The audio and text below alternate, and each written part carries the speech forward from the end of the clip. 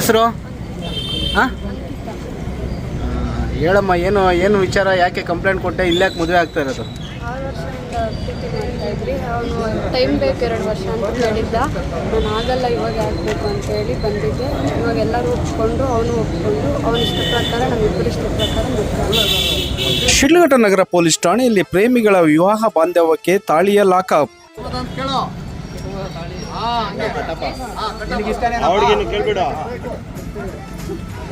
Madam ಈ ಕಡೆ ಬನ್ನಿ ಮೇಡಮ್. ನೀವು ಮೇಡಮ್ ಅವರೇ ಸ್ವಲ್ಪ ಆ ಕಡೆ.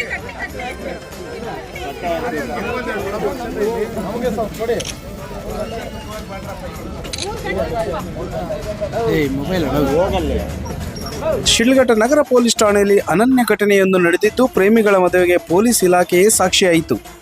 ಶಿಡ್ಲಘಟ್ಟ ನಗರದ ಹುಲ್ಲೂರುಪೇಟೆಯ ಅಂಕಿತಾ ಹಾಗೂ ಶಿಡ್ಲಘಟ್ಟ ತಾಲೂಕಿನ ದೊಡ್ಡದಾಸನಹಳ್ಳಿಯ ಕಾರ್ತಿಕ್ ಇಬ್ಬರು ಪ್ರೇಮಿಗಳು ಕಳೆದ 6 ವರ್ಷಗಳಿಂದ ಪರಸ್ಪರ ಪ್ರೀತಿಸುತ್ತಿದ್ದರು.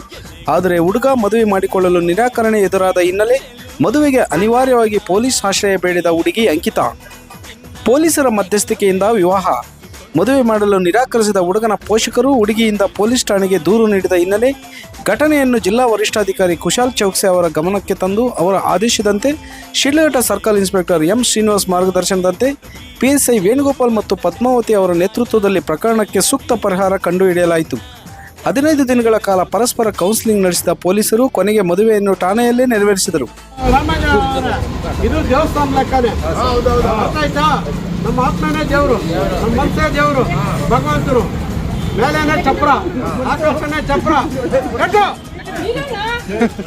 ನಮ್ಮ ಮನಸ್ಸು ನಮಗೆ, ನಮ್ಮ ಮನಸ್ಸು ನಮಗೆ ಅವ್ರ ತಂದೆ ತಾಯಿಯಲ್ಲೇ ಅಕ್ಕ ಎಲ್ಲ ಬರ್ರೆ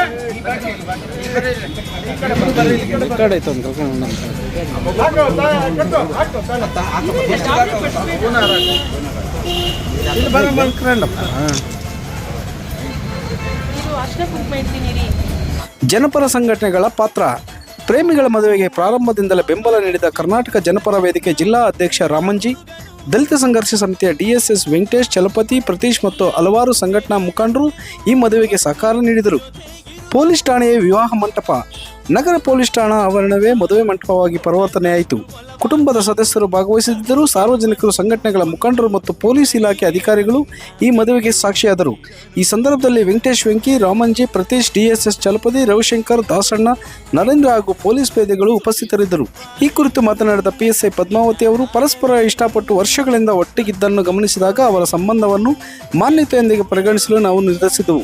ಅವರ ಭವಿಷ್ಯ ಸುಖಕರವಾಗಿರಲಿ ಎಂಬ ಆಶಯದಿಂದಲೇ ಪೊಲೀಸ್ ಠಾಣೆಯಲ್ಲಿ ಮದುವೆ ನಿರ್ವಹಿಸಲಾಗಿದೆ ಎಂದರು.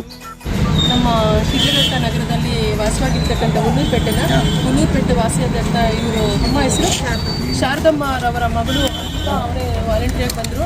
ಈ ಥರ ಏನು ಅಂತ ನನ್ನನ್ನು ಸಪ್ರೇಟ್ ಒಂದು ಚೇಂಬರಲ್ಲಿ ಕೂಡಿಸ್ಕೊಂಡು ಅವರಮ್ಮ, ಅವರಕ್ಕ, ಭಾವ, ಅಂಕಿತಾ ಇವರೆಲ್ಲ ಒಟ್ಟಿಗೆ ಬಂದರು. ಏನು ಅಂತ ನಮ್ಮ CPS ಸರ್ ಅವ್ರು ಬಂದಾಗ ನಮ್ಮ ಸರ್ ಇದ್ದರು. ಅವ್ರಿಗೆಲ್ಲ ಲೈಟಾಗಿ ಕೌನ್ಸಿಲಿಂಗ್ ಮಾಡಿದ್ರು ಮತ್ತು ನನಗೆ ಇಂಟ್ರೆಸ್ಟ್ ಮಾಡಿದ್ರು. ಇದು ನೀಟಾಗಿ ವಿಚಾರಣೆ ಮಾಡಿ ನನಗೆ ರಿಪೋರ್ಟ್ ಮಾಡಿ ಅಂತ. ಸೊ ಅವತ್ತೆಲ್ಲ ಒಂದು ಮುಕ್ಕಾಲು ದಿನ ನಾನು ವಿಚಾರಣೆ ಮಾಡಿದೆ. ಈ ಥರ ನಾವು ಇಷ್ಟು ವರ್ಷದಿಂದ ನಾನು ದೊಡ್ಡ ದಾಸನಹಳ್ಳಿ ಹುಡುಗ ಕಾರ್ತಿಕ್ನ ನಾನು ಲವ್ ಮಾಡಿದ್ದೆ. ಸೊ ಇತ್ತೀಚೆಗೆ ತುಂಬ ಚೆನ್ನಾಗಿದ್ವಿ, ಮದುವೆ ಮಾಡ್ಕೋಬೇಕಂದ್ರೆ ಇತ್ತೀಚೆಗೆ ಏನೂ ಗೊತ್ತಿಲ್ಲ ನನಗೆ ರೀಸನ್ನು. ಮತ್ತೆ 2-3 ವರ್ಷ ನನಗೆ ಮದುವೆ ಮಾಡ್ಕೊಳ್ಳಿಕ್ಕೆ ಎಕ್ಸ್ಟೆಂಡ್ ಮಾಡ್ತಿದ್ದಾರೆ ಅಂದರು. ಅದಕ್ಕೆ ನಾವು ಅವ್ರಿಗೆ ಇನ್ಫಾರ್ಮ್ ಮಾಡಿದ್ವಿ. ಅವರು ತಾಯಿ ತಂದೆ ಅವ್ರು ಬೇಕಾದವರೆಲ್ಲ ಬಂದರು. ಸೊ ಅವರು ಎಲ್ಲ ನಮ್ಮ ಶಿಡ್ಲಘಟ್ಟ ಲೋಕಲ್ ಲೀಡರ್ಸು, ಕೌನ್ಸಿಲರ್ಸ್ ಎಲ್ಲ ಅವ್ರ ಪ್ರೆಸೆನ್ಸಲ್ಲಿ ಸುಮಾರು ರಾತ್ರಿ ಒಂದು 8 o'clockವರೆಗೂ ವಿಚಾರಣೆ ಮಾಡಿದರು. ಮತ್ತು ಏನೊಂದು ಫೈನಲೈಸ್ ಆಗಲಿಲ್ಲ. ಸೊ ಆ ಹುಡುಗಿನ ನಮ್ಮ ಪ್ರೆಸೆನ್ಸಲ್ಲಿ ಯಾಕೆ ಅಂತ ನಾವು ಚಿಕ್ಕಬಳ್ಳಾಪುರದ ಸ್ವಾಧಾರದಲ್ಲಿ ಬಿಟ್ಟು ಬಂದ್ವಿ.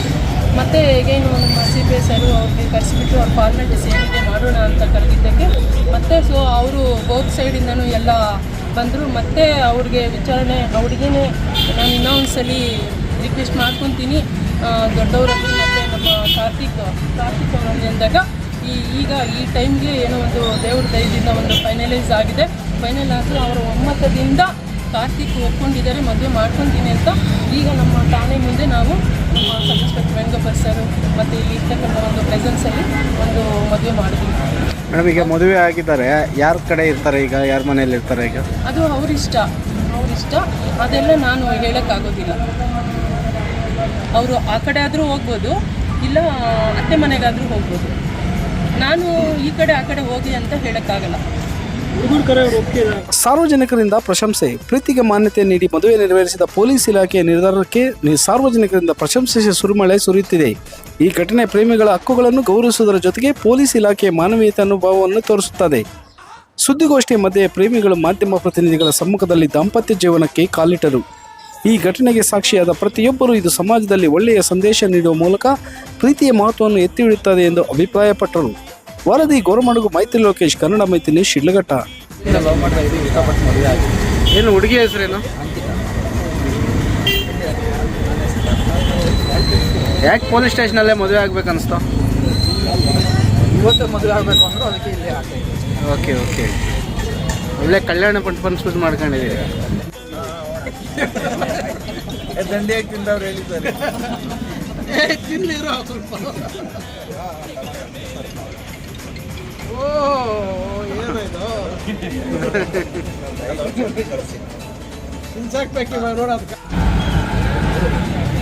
ಸ್ನೇಹಿತರೆ, ಕಳೆದ 3 ದಿನಗಳ ಹಿಂದೆ ನಮ್ಮ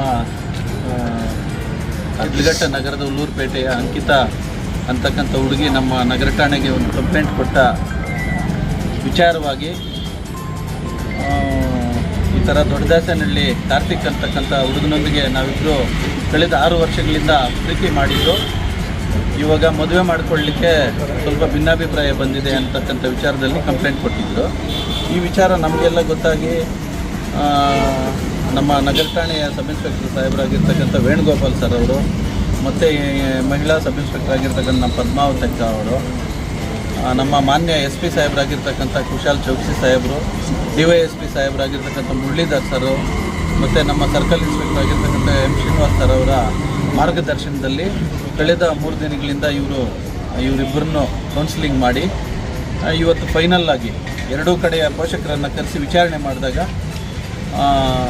ಹುಡುಗನ ತಂದೆ ತಾಯಿಯವರು ಮದುವೆ ಬೇಕಂದರೆ ಮಾಡ್ಕೊಳ್ಳಿ, ನಮ್ಮದೇನು ಅಭ್ಯಂತರ ಇಲ್ಲ, ಅವರೆಲ್ಲ ಬೇಕಾದರೂ ಬದುಕೊಳ್ಳಿ, ನಮ್ಮ ಮನೆ ಒಳಗಡೆ ಸೇರಿಸಲ್ಲ ಅಂತ ಹೇಳಿದಾಗ ಹುಡುಗಿ ಕಡೆಯವರು ನಮ್ಮ ಮಗಳನ್ನ ಇವನು ಕೊಡೋದಕ್ಕೆ ನಮಗೆ ಸಂಪೂರ್ಣ ಇಷ್ಟ ಇದೆ, ನಮ್ಮ ಮಗಳ ಇಷ್ಟನೇ ನಮ್ಮಿಷ್ಟ ಅಂತ ಹೇಳಿದ್ರ ಪರಿಣಾಮ ಕಾರ್ತಿಕ್ ಅವರು ಕೂಡ ತುಂಬ ಮನಸ್ಸಿನಿಂದ ನಮ್ಮ ಸಬ್ ಇನ್ಸ್ಪೆಕ್ಟ್ರು ಇವರಿಬ್ಬರು ಸಬ್ ಇನ್ಸ್ಪೆಕ್ಟರ್ ಮಾತಿಗೆ ಗೌರವ ಕೊಟ್ಟು, ಬಂದಿರತಕ್ಕಂಥ ಎಲ್ಲ ಹಿರಿಯ ಮುಖಂಡರುಗಳ ಮಾತಿಗೆ ಗೌರವ ಕೊಟ್ಟು, ನಾನು ಈ ಹುಡುಗಿಗೆ ಜೀವನ ಕೊಡ್ತೀನಿ, ನಾವು 6 ವರ್ಷಗಳಿಂದ ಪ್ರಾಮಾಣಿಕವಾಗಿ ಪ್ರೀತಿಸಿದ್ದೀವಿ, ಇವತ್ತು ವಿವಾಹ ಈ ಹುಡುಗಿನ ಮದುವೆ ಮಾಡ್ಕೊಳ್ಳೋದಕ್ಕೆ ನನಗೆ ಸಂಪೂರ್ಣವಾಗಿ ಮನಸ್ಸಿದೆ ಅಂತ ಹೇಳಿ ಎಲ್ಲರ ಆಶೀರ್ವಾದದಿಂದ ನಾನು ಇವತ್ತೇ ಮದುವೆ ಆಗ್ತೀನಿ ಅಂತ ಇಬ್ಬರು ಒಪ್ಕೊಂಡಿದ್ದ ಪರಿಣಾಮ ನಮ್ಮ ಸಾಹೇಬರು ಬಹಳ ಒಳ್ಳೆಯ ಮನಸ್ಸಿನಿಂದ ಅವರೇ ಮುಂದೆ ನಿಂತು ಕಾನೂನುಬದ್ಧವಾಗಿ ಇವರಿಗೆ ಇವತ್ತು ಮದುವೆ ಮಾಡಿಸಿದ್ದಾರೆ. ಅವರಿಗೆ ನಾವು ಮೊದಲನೇದಾಗಿ ದಲಿತ ಸಂಘರ್ಷ ಸಮಿತಿ ಮತ್ತು ಇತರೆ ಎಲ್ಲ ಮುಖಂಡರ ಪರವಾಗಿ ಅನಂತ ಧನ್ಯವಾದಗಳನ್ನು ಈ ಸಂದರ್ಭದಲ್ಲಿ ಸಲ್ಲಿಸ್ತಾ ಇದ್ದೀನಿ.